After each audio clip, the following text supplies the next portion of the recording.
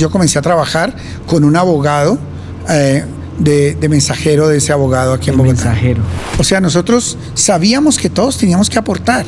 O sea, así como sabemos que levantar a 8 cuesta harto, también sabemos que 8 son una gran bendición cuando están produciendo.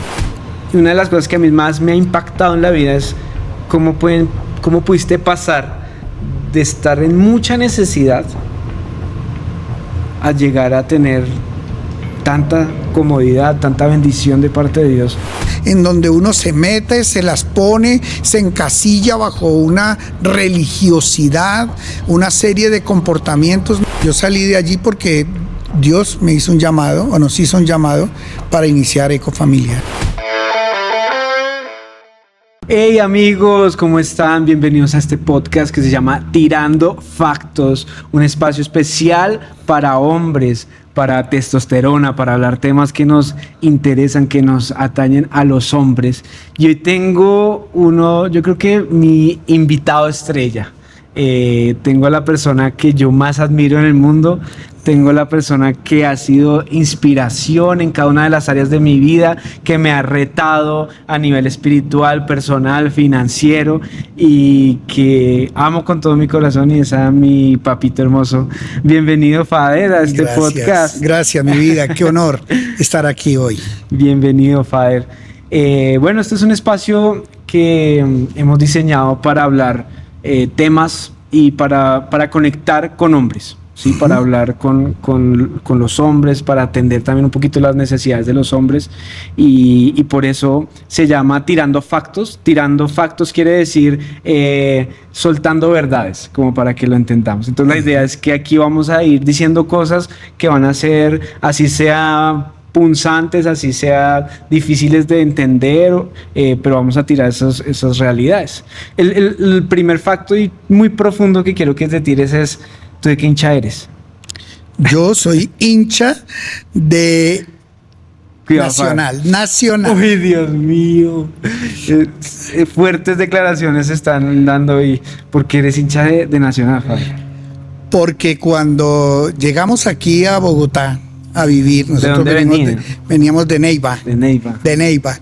Cuando llegamos aquí a Bogotá a vivir, Huila no tenía equipo profesional. Ok. Entonces, ¿en el año qué? En 1979, claro, 80. Sí. Y en ese momento, la verdad, no había equipo en el Huila, entonces nosotros no éramos hinchas de ningún equipo. Entonces llegamos acá a Bogotá, y el equipo que tenía todos los jugadores colombianos era el Nacional, el Atlético Nacional. Entonces a mí por esa... ¿Y cuáles eran los jugadores de esa época? No me acuerdo. ¿No te acuerdas? No me acuerdo. Ahí sí, alguien que nos estaba mirando que sabe de fútbol, a ver, ¿cuál era la nómina de Nacional del año 75 por ahí? No, en 1980. O en el 80, no, pero en esa época no estaba Higuita, no estaba... No. ¿No era esa época? No. Más atrás. No, claro. Yo estaba terminando el bachillerato. Ok. En ese año, Nacional y el Tolima tenían equipos criollos. Ok. Entonces, en ese momento tomé la decisión de volverme hincha de Nacional. O sea, me gustó Nacional y me volví hincha de Nacional. Digamos. Pero no eras de ir al estadio y eso. No, nunca ha sido. Pero digamos que no ha sido ser hincha de algún equipo de Colombia para mí importante. Realmente eso no ha sido importante.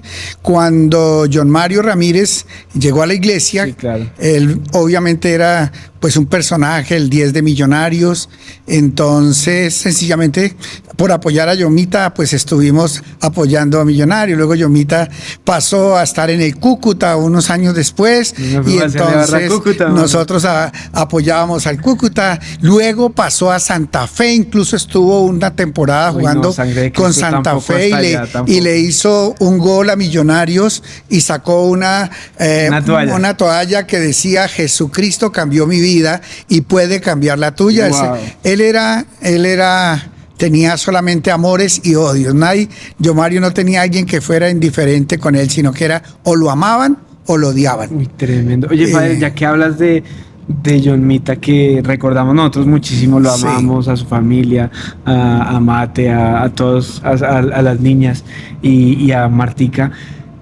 ¿Cómo le predicas a John Mario? O sea, él siempre contaba y te honró públicamente muchas veces con que tú fuiste la persona que se atrevió, lo escuché varias veces decir, es que nadie se había atrevido a ir a predicarme de a Jesucristo. ¿Cómo le predicaste a John Ma? Cuéntanos de esto. Bueno, yo te cuento que yo no sabía quién era John Ma, con todo el respeto y por ellos, y por el fútbol, yo no sabía quién era John Ma.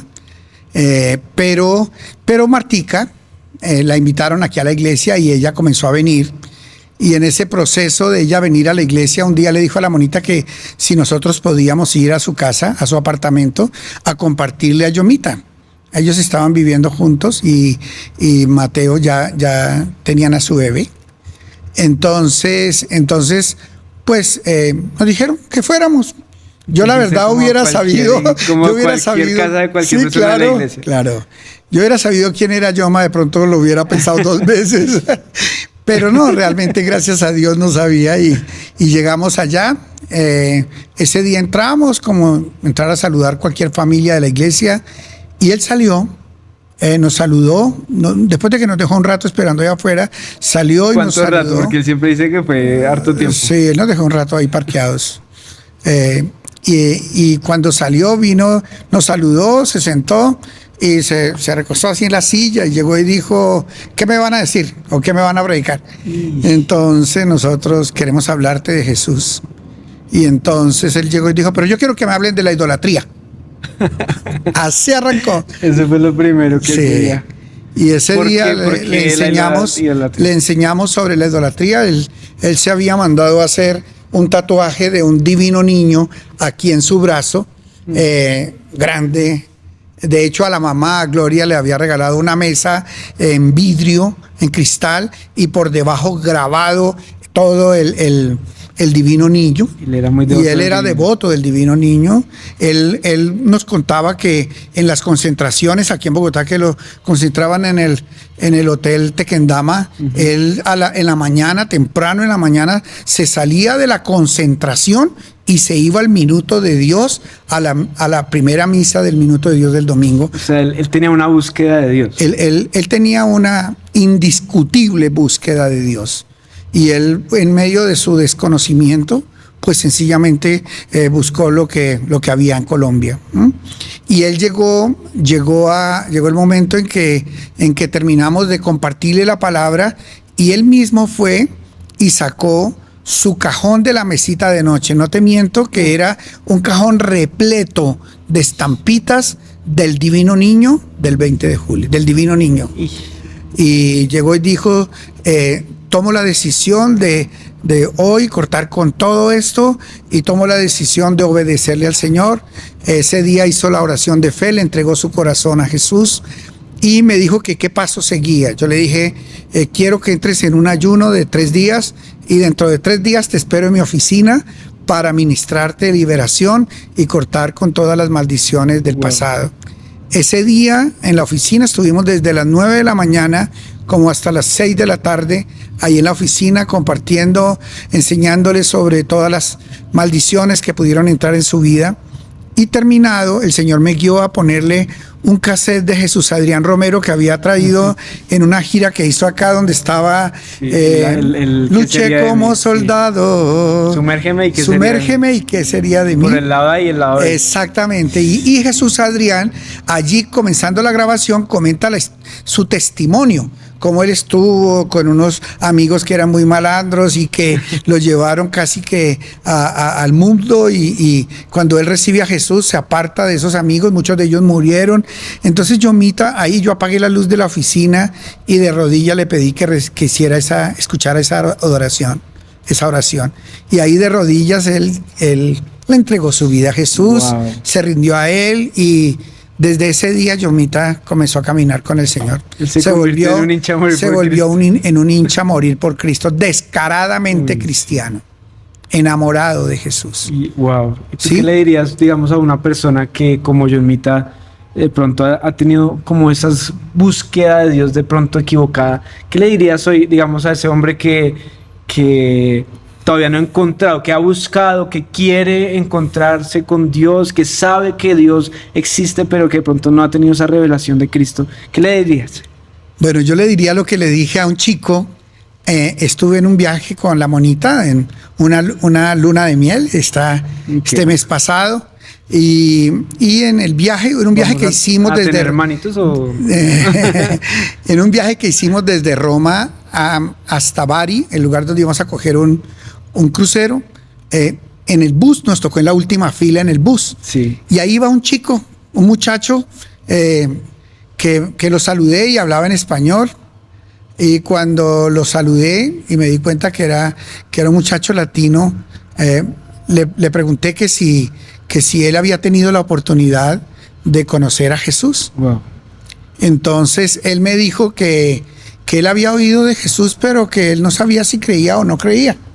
Que tenía como ese conocimiento, pero que a él le gustaba leer y saber sobre religiones y sobre todas estas cosas, pero que lo que a él lo llevaba más a dejar las cosas que estaba conociendo era que ponían una serie de normas y de normas religiosas que él creía que eso no era Dios. Uh-huh.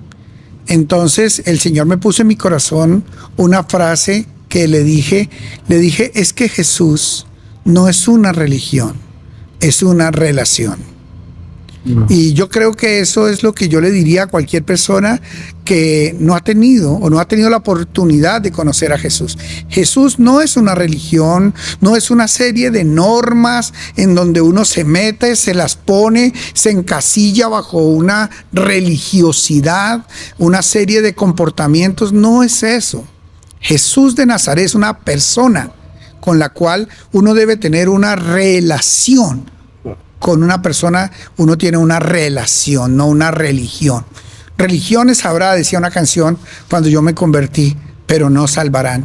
Solo Cristo Jesús puede dar libertad. Tremendo, tremendas historias.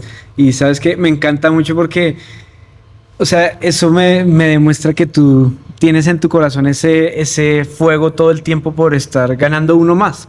Sí, ahí ya tengo el contacto de este muchacho y él va a venir a Colombia. Wow, y va a venir a la iglesia también. Tremendo, tremendo.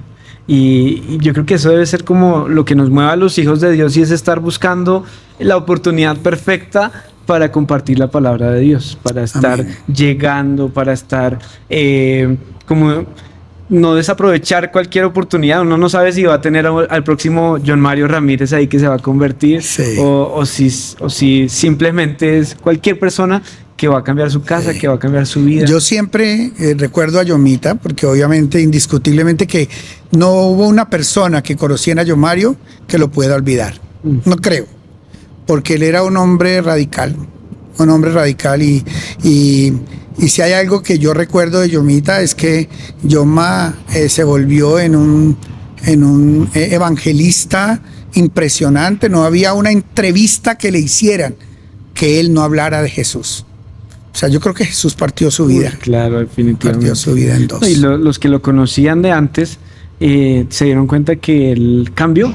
Sí, su mamá, sí, claro. su esposa. Familia, su esposa se casó. Sus hijos. Sí. Bueno, tremendo, qué bendición. Father, yo quisiera, digo Father es porque Father significa papi. Quisiera irme por otro lado, preguntarte algo, sí.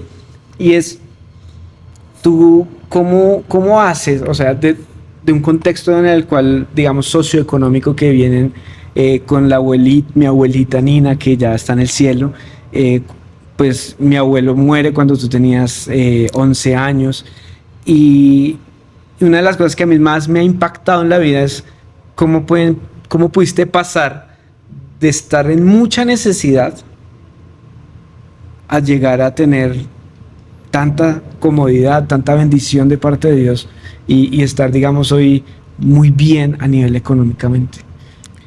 Pues mi vida, yo nací en Florencia, Caquetá, en un lugar donde Mi padre se había ido a abrir una oficina en aquel entonces se llamaba el Banco Ganadero. Él fue escogido para ir a abrir como gerente esa oficina. Y él tenía realmente un nivel económico bien, era pues el gerente del banco, claro, del pueblo, ¿sí? Entonces las relaciones de él eran unas relaciones con el amigo del Banco de la República, con el obispo, con todas esas relaciones. Muy bien rodeado. Y mi padre en ese proceso perdió el trabajo, salió del trabajo y comenzamos a tener un tiempo de pruebas. Luego fue, como él ya había sido gerente de una de las entidades más prestigiosas, entonces es difícil que él vaya a volverse el secretario de algo o algo así, no era fácil, sí, claro, para él, y en ese entonces no fue fácil conseguir trabajo, pero logró tener un par de trabajos más, y allá en Florencia murió. Yo tenía 11 años cuando él murió. Y en ese momento se estaba levantando todo el tema, digamos, de la droga en Caquetá, en Florencia. Era un riesgo para nosotros. Somos 8 hermanos, y de los cuales somos 6 varones, 2 mujeres. Y mi madre llegó y dijo, yo no me quiero quedar aquí en Florencia. De hecho, el cuerpo de mi padre no lo enterró en Florencia, sino en Garzón, de donde mi madre era, y mi padre era de Gigante, ahí al lado de Garzón. Y cuando pasó ese fin de año, después de la muerte de mi padre, al año entrante mi madre buscó la forma de venirse y nos vinimos a vivir a Neiva. Pero cuando mi padre murió... ¿Cómo es la historia de las chanclas? Cuando mi padre murió, ya te la cuento. Cuando mi padre murió... del Banco Ganadero, en el cual él había sido el gerente, okay, y estaba su sucesor todavía como gerente allá, fueron y visitaron a mi madre y a mi familia y le propusieron que si Ligia, mi hermana la mayor, quería trabajar en el banco. Ligia estaba terminando cuarto comercio.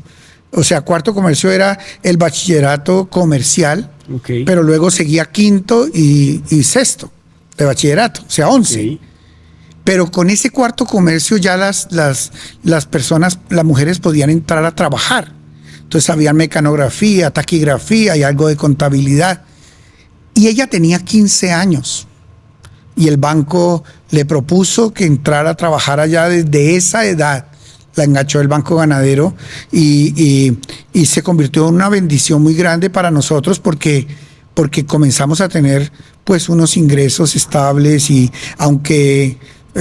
y es que pues, eran 8, ¿no? 8, 9 con la abuelita. Sí. ¿Y con quién más vivían? No, nosotros. Y también un tiempo vivíamos con el tío Gustavo, que falleció hace poco. Okay. Y él también era una presencia paterna y muy importante para nosotros. Pero 10 en una casa, yo me imagino la frijolada de todos los días. No, claro, la olla a presión de nosotros era una ollota así grandota, y el arroz se hacían unas ollas que eran como de 3 pisos, claro, así para hacer las 2 olladas de arroz. O sea, me imagino que cocinar en esa casa era todo el día, prepare el almuerzo, después lave loza, después vuelva y arranque. ¡Ay! Sí. Mucha gente. Y en ese proceso Ligia comenzó a trabajar, y allá estuvimos en Florencia como 1 año más. Luego ella se presentó al Banco de la República en Neiva para una vacante que había, y estaba con un primo al tiempo peleando por un trabajo allá, y decidieron darle a Ligia la oportunidad, aunque el primo era también muy bueno. Sí. Pero Ligia, le dieron la oportunidad a ella, o se la ganó, no lo sé, pero ella comenzó a trabajar en el Banco República de Neiva y nos trajo, digamos, o nos vinimos a vivir a Neiva. ¿Sí? Sí. En aquel entonces pagando como 1,000 pesos de arriendo, y allí estuvimos. Yo hice allí desde mis 11 años hasta mis 17 años. Yo hice segundo, tercero, cuarto y quinto bachillerato ahí en de día, en un colegio público, se llama el Colegio Nacional Santa Librada en Neiva, y ahí hice mi bachillerato, o parte de mi bachillerato. Pero cuando ya estaba yo en quinto, ya Ligia Ligia se había venido para Bogotá, porque a mi madre tuvo un problema de un tumorcito que le salió detrás del ojo derecho, Sí. que logró quitarle la visión de ese ojo. Entonces vinieron aquí a la clínica Barraquer, nosotros todos niños, vinieron a la clínica Barraquer para hacerle una cirugía a ver cómo le podían quitar ese tumor. Y el Banco de la República de Neiva le propuso a Ligia, mi hermana, que ella viniera a acompañar a mi madre acá y que se venía a trabajar en el Banco República a hacer una comisión. O sea, fue un favor que nos hicieron. la trajeron. Sí. Cuando mi madre volvió, que lo que realmente le hicieron de la cirugía no ayudó mucho, pero cuando ella volvió después de esa cirugía tan delicada que tuvo, el Banco de la República no dejó volver a mi hermana. La dejaron allá enganchada. Entonces la enganchó aquí en Bogotá y comenzó ella a estudiar acá contabilidad en el externado. A los pocos años se vino Orlando, mi hermano, y también a estudiar acá, y entre ellos hicieron la fuerza para que nos viniéramos todos para Bogotá. Y aquí nos vinimos a dar todos los calentanos. Y ahí es la historia a de las Bogotá. chanclas. Y entonces en ese momento, cuando Ligia se venía para acá, para Bogotá, mi abuelita le dijo: mijita, eche chancletas porque su merced allá va a figurar es por lo alto. Ay, tan linda. Porque uno allá en Neiva y en el Huila, en Tierra Caliente, si uno no tiene chancletas, pues uno camina descalzo. Sí, no había tanto problema, digamos, o en la condición que nosotros estuvimos, que fue apretadita ahí. Pero nunca nos ha faltado la comida, el pan, la bendición. Y tú contabas que en ocasiones hacías cosas con tapas. ¿Qué era lo que hacías con las tapas de las gaseosas? Bueno, sí. Nosotros cuando llegamos a Neiva, pues obviamente la situación era apretadita y lograr tener pues una ropita como de marca o unos tenis de marca, no era tan fácil. Entonces yo siempre he sido muy creativo, he tratado de hacer como la forma de ganarme los pesos y vi una canasta de esas donde se ponen las matas colgadas, una matera, digamos, una canasta de helechos. Y la vi que la habían hecho con tapas de gaseosa. De las metálicas. De las metálicas, la tapita esa que uno descorcha de gaseosa. Entonces yo me fui por todos los lugares donde me vendían gaseosas, los bares, los lugares, y me fui con una gran bolsa y pedí que me regalaran todas las tapas de gaseosa y de cerveza, de lo que fuera. Y ahí en la casa con un martillito enderezaba todas las tapas. Wow. Y con una puntilla les hacía 4 rotos y compré unas chipas de alambre y comencé a bordar las tapas. Wow. Como abordar las tapas entre sí. Y con eso armaba una canasta, así como en forma, una canasta de tapas. Y luego con un alambre más grueso hacía como unas especies de argollas y las ponía para colgarlas. Y eso tuvo una salida impresionante. Mis deditos sufrieron mucho porque cada vez que uno se escachaba dándole a la puntilla. ¿Y nadie te ayudaba? ¿Los hacías solo? Normalmente yo las hacía solo. Ese fue un trabajito mío, de los trabajitos que yo hice solo. Wow. Sí, también hacíamos cometas para la venta con Ramiro, mi hermano. Sí. Eso casi nunca volaban, pero tenían cara de cometas, entonces se vendían. También hacíamos para los diciembres adornos navideños para centros de mesa, con velitas de cera, con cartulina, y le echábamos cera hacia alrededor y le ponía uno una cosita de Navidad, una lagrimita de Navidad. Diríamos que es como el rebusque, o sea, hacían lo que encontraran para vender. Con las primeras finanzas que logré sacar, me compré mis primeros tenis, Broquets. Broquets, era como una línea que tenía la Croydon, pero era la línea top de la Croydon. Yo quiero saber si alguien nos está viendo que haya tenido tenis Broquets, que escriba. Yo la verdad no, ahí no caso. Wow, tremendo. Los quise mucho mis Broquets, porque tú sabes que es ponerte unos tenis comprados con tu trabajo y en un tiempo donde para nosotros obviamente era pupi, era pupi tener Broquets. Wow. Tremendo. También nos contabas una vez de que salían a vender plátanos, eso fue en Florencia, en la época en que todavía estaba mi padre vivo, en ese tiempo donde él se quedó sin trabajo. Entonces tenía un tío que vivía en un pueblo llamado Morelia, en el Caquetá, y él para ayudar a mi mami y a nosotros, porque ustedes saben que es 8 chinos comiendo y sin ingresos en la casa. Entonces, todos esos plátanos que venían, los metíamos en una canasta. Nosotros vivíamos en una casa en Florencia que era grande, después la compró la cultura, o sea, el departamento para hacer la casa de la cultura, porque era un lote grande ahí en la mitad del pueblo, y ahí teníamos badeas, papayas, naranjas.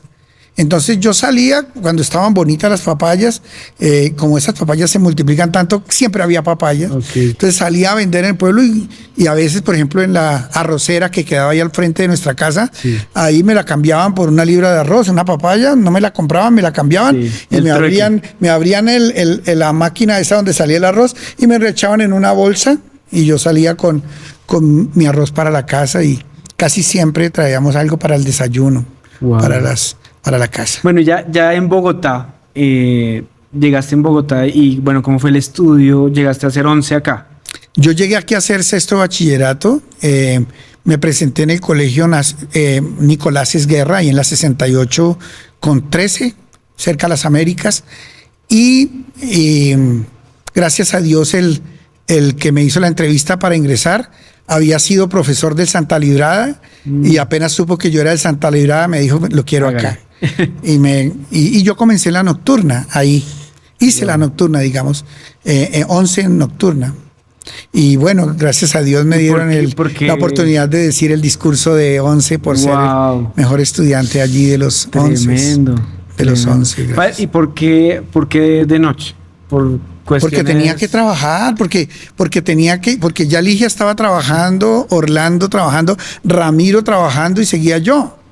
Entonces nosotros sabíamos que todos teníamos que aportar. O sea, así como sabemos que levantar a 8 cuesta harto, también sabemos que 8 son una gran bendición cuando están produciendo. Entonces, 8 produciendo es otra cosa. Otra cosa. Y ya entraba yo a trabajar ahí. Entonces yo comencé a trabajar con un abogado de mensajero de ese abogado aquí en Bogotá. Mensajero. ¿Y cómo era mensajero? ¿Con moto, bicicleta? No, tenía que llegar temprano, barrer la oficina del abogado y tenerle café listo para cuando él llegara, porque obviamente el doctor sí, Mario Delgado Echeverry se llama el doctor. Se llamaba, me imagino. Yo era un señor ya mayor. Y tenía que limpiarle la pipa. Él tenía una pipita donde metía sus cigarrillos para que no pasara nicotina. Y mi tarea era mantenerle limpia la pipa, limpia la oficina y hacer todas las vueltas de ir a llevar los papeles a todos los lugares. Estando allí, eso fue durante ese primer año, estando allí, el 20 de diciembre de 1980, yo ingresé al Banco Ganadero como mensajero. Ya tenías experiencia de mensajería. Ya era el experto en mensajería. Wow, tremendo. Y ahí empezaste a estudiar, o sea, terminaste 11 con el abogado y después arrancaste en el banco como mensajero y entraste a estudiar en la universidad. Sí, yo me presenté en la Gran Colombia para ingeniería, arquitectura y no pasé. ¿Y cómo ibas a parar la universidad? O sea... es que el banco tiene unos privilegios y es que el banco le paga el estudio a los estudiantes mientras no pierdan el año o el semestre, el banco le paga a uno el estudio toda la carrera. Tremendo. Entonces yo me presenté a arquitectura y no pasé. A los 6 meses volví a presentar, pero a ingeniería civil con el sueño de pasarme después a arquitectura por ahí en un tercer semestre, porque eran afines. Y estando ya en segundo semestre de ingeniería civil, el banco hizo su primera adaptación de la contabilidad a sistemas. Y me pidieron que si me interesaba quedarme haciendo unas extras para ayudar a codificar todas las cuentas y todo lo de contabilidad. Y yo me quedé. Entonces pasé el aplazamiento de civil y comencé a trabajar ahí en esas extras. Cuando se terminó el proceso y ya pude volver a estudiar, el banco me dijo, ya puede seguir su carrera. Entonces ya yo no quise estudiar civil, sino entré a sistemas, a estudiar ingeniería de sistemas y ahí por ahí fue que me encarrilé en todo. Wow. Sí. Y después Dios te da Bueno, ¿cuántos años trabajaste en el banco? 18 años. Toda una vida. Sí, yo terminé en el año 1998. ¿Y por qué después de tener tanto éxito en el banco ibas ascendiendo? ¿Hasta qué puesto llegaste en el digamos, de jerarquía? ¿Qué tanto subiste? ¿Arrancaste de mensajero y llegaste hasta qué puesto? Bueno, yo llegué a ser ahí el director de proyectos de moneda extranjera, del grupo de proyectos de moneda extranjera. Ya era un ejecutivo. Ya era un cargo de jefe.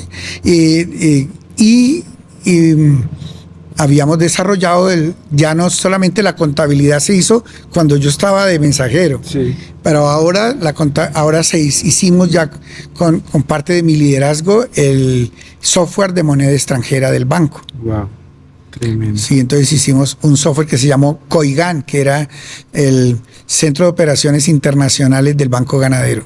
¿Y por qué, digamos, si te iba tan bien, por qué te sales? O sea, porque tú no te pensionaste del banco. No. No porque como todavía no me he pensionado. Dentro de un mes me pensiono, si Dios quiere. Ok. No, yo salí de allí porque Dios me hizo un llamado, o nos hizo un llamado para iniciar Ecofamiliar. Wow. En el 98 salí y en el 2000 iniciamos Ecofamiliar. Tremendo.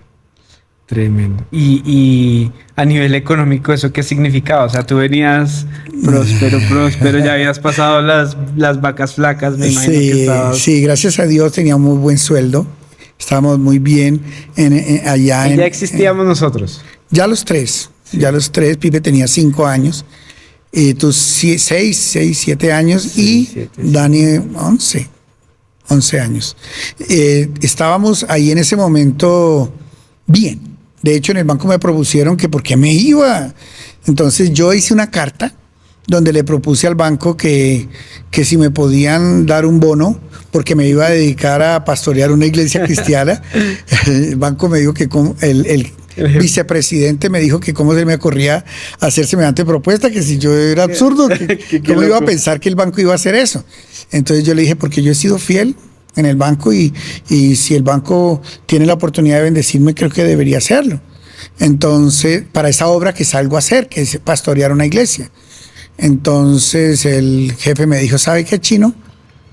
Estamos haciendo unos arreglos porque el BBVA acaba de comprar el banco y vamos a sacar a unas personas y lo voy a incluir en la lista para que salga con plática. Wow. En ese entonces salí con una liquidación de 78 millones de pesos del Ganadero. En el 99. En el año 1998. Wow. Diciembre del 98. Tremendo. Sí. Wow. De ahí yo salí. Pero era un paso al vacío, ¿no? Claro. Porque por más de que no salga bien, si no está el flujo mensual, si no está... Claro, porque es que esos 98 millones con 3 chinos comiendo, estudiando, pues obviamente esos muy rápidamente se van. Un año, 2 años. Y iniciando una iglesia donde no había ingresos en lo más mínimo, o sea, donde la primera ofrenda que recogimos fueron 37 mil pesos en la iglesia. Sí. En aquel entonces era... no alcanzó ni para pagar, no alcanzaba lo que recogíamos el domingo no alcanzaba ni siquiera para pagar la buseta donde traíamos un grupo que traíamos desde el Eduardo Frei, allá del sur, para nuestras reuniones acá en una buseta. Pero entonces llegó el momento del apretón y en ese apretón yo le propuse al Banco Caja Social desarrollarle un software obviamente externo, un software para el manejo de la moneda extranjera. O sea, lo que habías aprendido, todo tu bagaje, dijiste, tengo que hacer algo para... Sí. Y desde ese entonces, desde el 98, la propuesta, 99, comenzamos. Desde ese momento comencé a desarrollar ese software y ya llevo 25 años, 27 años. 26 años, 27 años de haber desarrollado ese software y hasta hoy todavía ese software funciona en el Banco Caja Social y yo le presto soporte y mantenimiento y tengo un contrato anual de eso. Tremendo. Y obviamente que sigo desarrollando hasta hoy. Tremendo. Gracias a Dios. Pues es que como es mi papi, yo quisiera hablar de todas porque es que creo que en cada área que te he visto en la vida ha sido ejemplo para mí. ¿Sí? Gloria a Dios. Por eso quisiera hablar de muchos temas, pero sabes que el tiempo en televisión es corto. Pero quisiera que te tiraras un facto, una verdad en este tema de salir adelante. ¿Qué le dirías a un hombre que de pronto, o a un joven, o a un hombre que está estancado, que de pronto no sabe cómo progresar, que de pronto no ha encontrado las herramientas? ¿Qué le dirías? O sea, desde tu experiencia y tu aprendizaje con Dios, ¿qué le dirías a un hombre para que pueda lograr y salir y poder mirar atrás y decir, venga, tengo una vida que vale la pena contar? Bueno, yo creo, papi, que siempre lo hemos enseñado como ejemplos, que la vida del hombre es como una moneda que uno le da a un niño y el niño llega a la tienda y con esa moneda puede comprar muchas cosas, o muchas cosas no al tiempo, sino una de muchas cosas. Y tiene que tomar la decisión en qué la va a invertir, si en una bombombón, o en un chicle, o en una goma, o en unas galletas, o en unas papas. Pero tiene que escoger en qué se va a gastar la moneda. Y yo creo que nuestra vida es una moneda que ya se ha gastado parte de ella y que uno tiene que decidir en qué se va a gastar el resto de esa moneda. Y en eso uno tiene que escoger lo que más desea hacer en la vida. Porque en muchas cosas de lo que estamos haciendo solamente tenemos una oportunidad. Y la palabra de Dios dice que está establecido para los hombres que mueran una sola vez. O sea, tenemos una oportunidad en la vida. Una vida para desarrollar el sueño que Dios tiene para nosotros. Entonces yo recomendaría que se dediquen, que se enfoquen, como tenemos en este año el propósito, en hacer aquello para lo cual Dios los llamó, puestos los ojos en ese propósito que Dios tiene para nuestras vidas. Y también que he aprendido que la voluntad de Dios, la palabra de Dios nos enseña que Dios pone en nosotros el querer como el hacer, por su buena voluntad. Es decir, que Dios pone en nosotros las ganas de hacer las cosas, la pasión por hacer las cosas, pero también la capacidad para hacer las cosas. Hay personas que, por ejemplo, tienen una pasión muy grande por el fútbol, pero resulta que a pesar de que tratan y tratan y tratan, se dan cuenta que son troncos que le pegan siempre para el mismo lado y coge para otro, que no tienen habilidad, que no son rápidos, y algún profesor, obviamente sin querer frustrarlos, pero les dice, eso no es tu inclinación, esto no es lo fuerte que tú vas a desarrollar. No diciendo que no puede con la constancia vencer lo que la dicha no alcanza, como dice mi suegra, pero sí sabiendo que Dios pone en nosotros las habilidades para las matemáticas. Yo soy hábil para las matemáticas, por eso la ingeniería era para mí una opción, ¿ves? Yo soy una persona que no es hábil en los números, muy difícilmente puede ser un buen contador. Una persona que no es buena para los números no puede ser un ingeniero, porque toda la carrera va a estar viendo números, y después en la profesión números. Entonces yo creo que Dios pone en nosotros las ganas y la capacidad o los dones para desarrollar los sueños, y uno debe enfocarse en eso, porque si Dios nos dio los dones es por algo.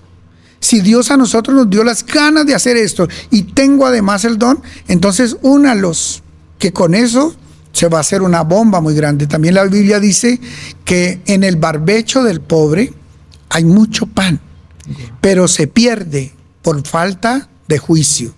Es decir, que el barbecho es ese campo que tiene una persona que no ha cultivado, sin cultivar. Es un campo que no le hace nada, que le han salido espinos y no lo está deshiervando y no lo está sembrando.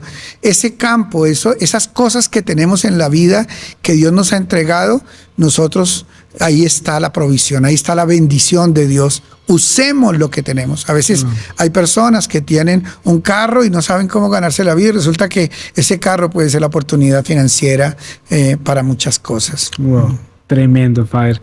No, muchas gracias, muchas gracias. Solo lo último, ¿va a requerir esfuerzo? Claro, papi. En eso hay que meterle el corazón. Hay que meterle todo. Hay que meterle el corazón.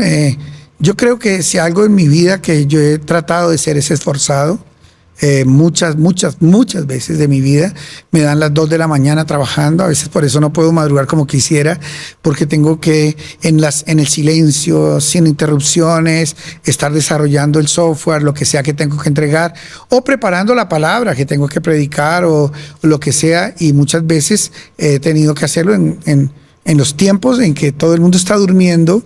Uno está añadiéndole un poquito más a las cosas. Sí. Tremendo, Fader, muchas gracias. Y a todos los hombres que están conectados y a toda la gente que nos está mirando, les digo que sí se puede, que aquí hay un gran ejemplo de un hombre que con muy poco Dios lo ha levantado y lo ha hecho grande y te ha bendecido de una gran manera, pero porque has sido esforzado, porque has afilado tu hacha, porque has estado enfocado. Y creo que eso es lo que tenemos que hacer como hombres. Familia, sigan conectados a este podcast que se llama Tirando Factos y escríbanos aquí en los comentarios a quién les gustaría que entrevistáramos. Que Dios los bendiga y ya saben, Dios los bendiga. Chao, chao.